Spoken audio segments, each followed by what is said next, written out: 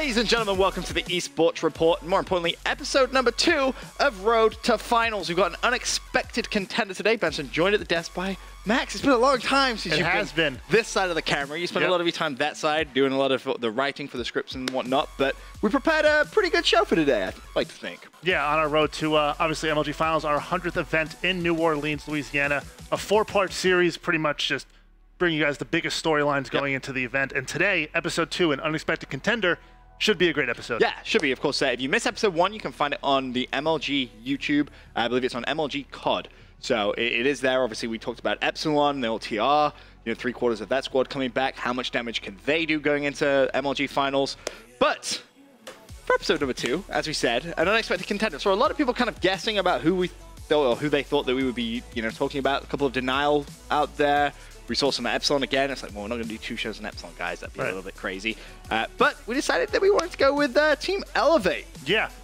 I'm excited for this. Elevate has been an interesting team since Season 2 of the MLG Pro League. I mean, they come in, they qualify through relegation with the old Most Wanted squad from Ghosts. Spacely, Huddle, Slacked, and Classic. Yeah, I mean, this team, after Ghost, had a little bit of hype. They just finished second at Season 3 playoffs. But they went their different ways for the event, and then they actually came back together for Pro League Season 2. And they ended up qualifying, which is huge because, I mean, X Games for playoffs. So everyone really wanted to get to X Games, and then some roster changes came in going into week number 4. The roster then goes to Slacked, Classic, TJ, and Temp. So, Slacked and Classic still going to be there. They just changed out Spacely and Hoodie for TJ and Temp.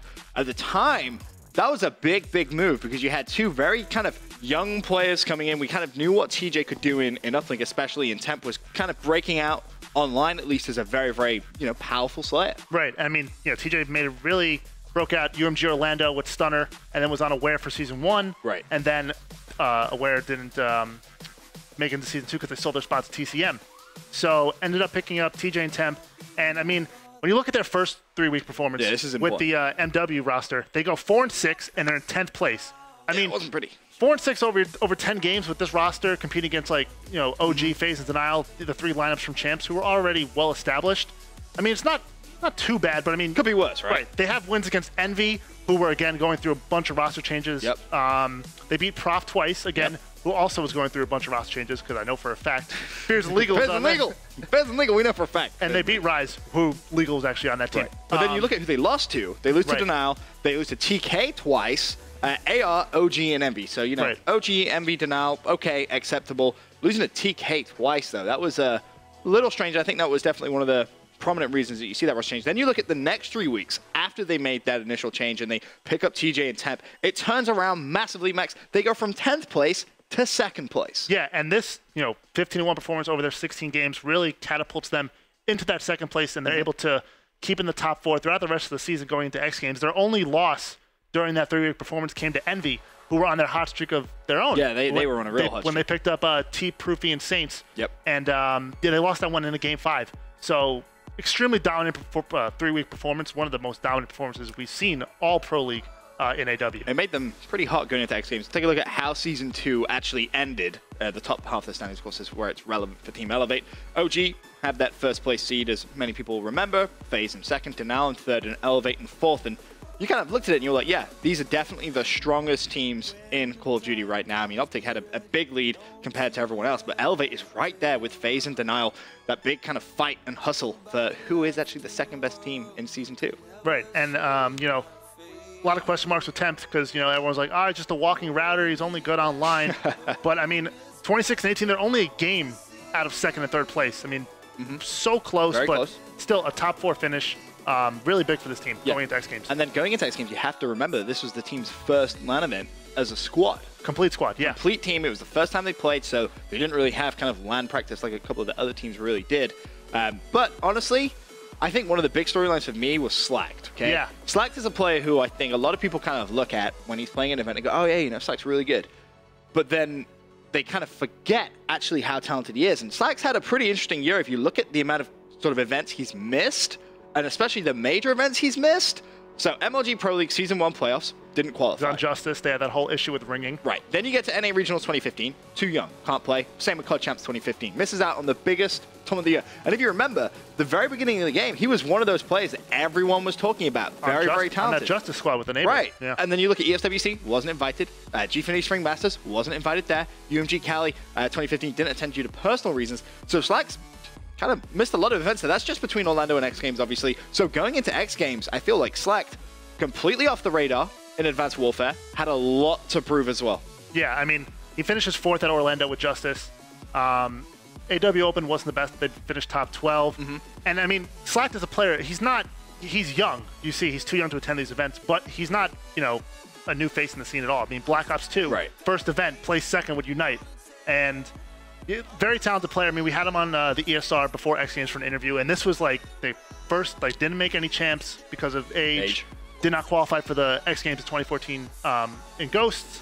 And then this is his first major event. This is go out. This is his chance, basically. Exactly. Was for the year. It was a really, really big event for him. And then, you know, just kind of breaking it out even further, you look at TJ as well, who had been kind of named one of the best, if not the best, breakout players thus far at X Games, or at the time of X Games, I should say.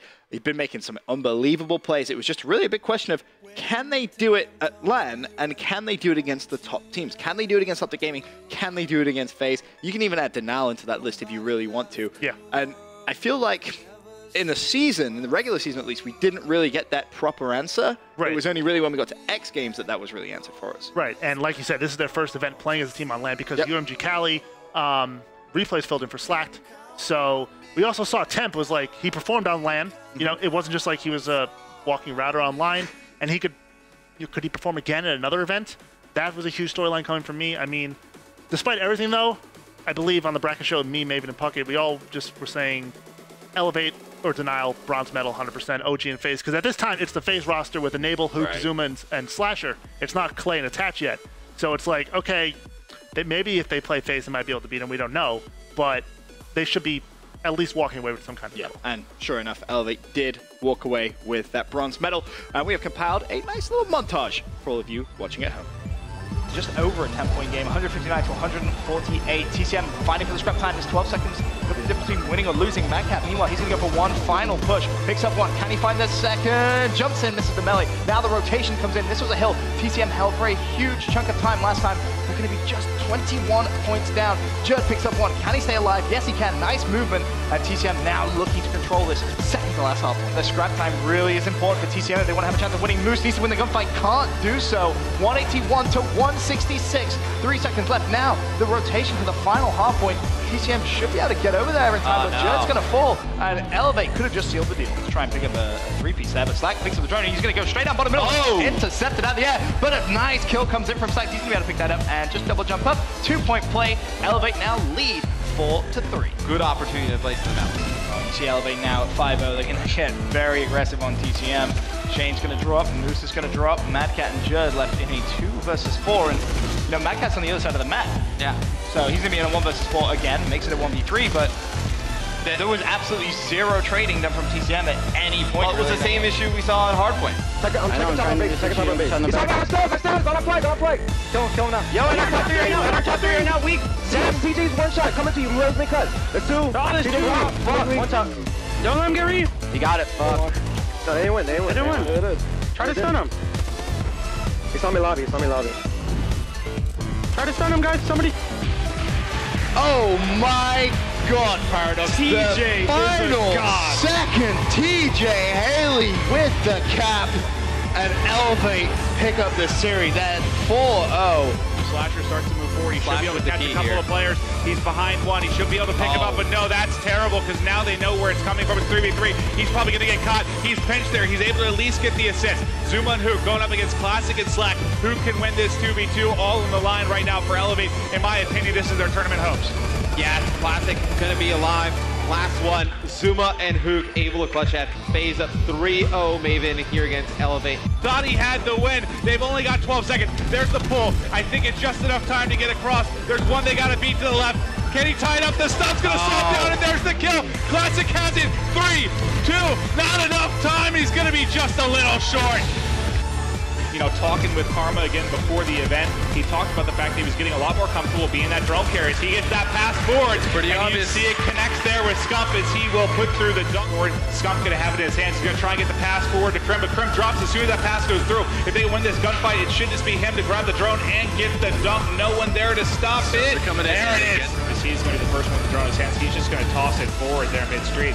I believe there's someone there to grab it. It's going to be Scump. Scump already home. Greatly controlled this series from game 1 all the way through to game 4. I'll tell you what, I know it's only Friday, but Elevate did not have a chance in this series. They've got to play a lot better on Saturday and Sunday. So, Max, that was a look, of course, at Elevate at X Games, some of their good moments and, of course, some of their bad moments. We kind of asked the question before we watched that video, could Elevate beat Optic Gaming and FaZe when it came down to it? The answer, a clear-cut no. Yeah, I mean, you can't get more clear than some of the numbers we're about to show you. Yeah, honestly, this wasn't pretty, Max. No, map record versus OG and FaZe, 0-8. Map record versus the other teams they faced, 12-1. Yeah, their only loss, TCM Rise and TK. Yeah, their only loss was a Biolab hardpoint against TK. Okay. Overall, Team KD versus OG and FaZe, 0.84. Overall, Team KD in their other 3 matches against TCM Rise and TK, a 1.1. I mean, that's a huge disparage. Yeah, it's brutal. They didn't win a single map against FaZe or Optic Gaming. That's brutal. That really answered the question.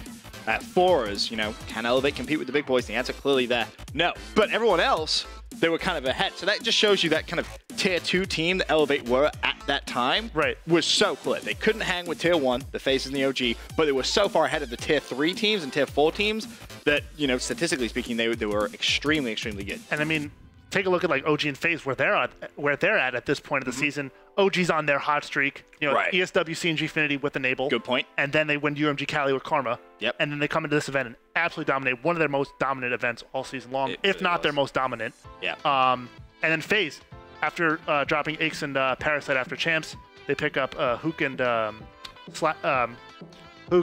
Zuma, and they look really well too. But like I said, just can't do it. So this was some interesting stats that we kind of looked at, was Elevate regular season versus Elevate at the X Games, okay? At regular season KD and X Games KD. We'll start with TJ. It goes from a 0.97 down to a 0.87. Now, you never really expect TJ to be that kind of flashy kill player. That isn't what he is, but we'll get to that in a second.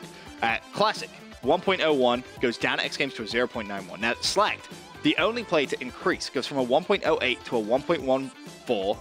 Temp regular season, unbelievable at a 1.3, drops down to a 1.16. Still impressive, but if Slack doesn't play better than he did in the regular season, I don't think Elevate would have played as well. Right, and I mean, what's also interesting, I mean, obviously that Temp 1.3, the best in regular season, but you notice like both online KD and lane KD, it goes TJ, Classic, Slacked, Temp in terms of overall performance and numbers, which I mean you kind of expect because Temp is going to be your main battle. He's going to drop all those crazy numbers. And then, TJ, like you said, he's not going to drop all those amazing numbers, but he brings that X factor and uplink, which is so crucial. He really does. Just talking about TJ in a little bit more depth now. As we said, the numbers aren't pretty for him, but it's the unbelievable plays that he can make in game types like uplink. A lot of people are going to remember this exact clip that's on your screens right now. Stunner versus Denial, and TJ out of nowhere, unbelievable interception. And it doesn't end there. You look at the clock, you're like, oh, 60 seconds left, game's tied at 4-4. TJ just comes out, sinks a 1-point play with just, fraction of seconds left. Unbelievably talented individual when it comes to uplink. Still, a lot of pros say the best interceptor in the game. He has it down to just a skill. He's just so talented when it comes to that, and there is that last second sync from him. So he adds more than just that kind of kill potential and, the stats. And that's something I feel a lot of players kind of forget about. A lot of people kind of forget about that. It isn't just about that final scoreboard. It isn't just about the numbers. There's plays inside the game which matter just as much. And TJ did that at X Games as well. Yeah, and he's also like the player who I believe really motivated you to be like, okay, look, we need to start tracking interceptions. This guy gets interceptions every game. It's insane. It's like every other game, he's like, yo, flicking that one at the sky, gonna convert for like a pick 6. Oh, you're scoring here? No, you're not. Yep. So talented. So really, the main storylines coming out of X Games for Elevate was they were much better than the tier 3 teams. They cemented themselves as tier 2, but they just couldn't touch OG and FaZe at that event. Now, you could put that up to, a lot of different things. Personally, I just think it was at the time, you had OG and FaZe who were very, very hot, like you kind of mentioned, and Elevate, they just couldn't play against them. Simple as that. I mean, they didn't play Envy because Envy had a tough bracket. They play FaZe first round, they lose to them, and then they get upset by Rise, which was extremely shocking because that team too was looking they finished, in the bottom half of the standings in terms of qualifying for X Games. But again, that bottom half was like 2 or 3 games apart. Like if you won one game, you shot up 3 places in the standings. So true. And they didn't play Denial, and that was really like the end of the old Denial, the Champs Denial, because they were just out of gas. Time for a roster change. So there's that. I mean, we kind of established now Temp is a top talent. Yeah, like, he was no longer the online warrior that everyone Right. kind of assumed. He kind of came out of X Games and was like, hey, you remember when I dropped all these numbers online? Well, I can still do it at LAN as Exactly. well. Yes, the numbers as we looked at, not as impressive. It wasn't a 1.3 KD. Doesn't matter, though. Still did his role and did it very, very well. But having not beaten FaZe and Optic Gaming, there was some drama in the pipelines for Elevate, and we'll find out what that drama is after this quick commercial break.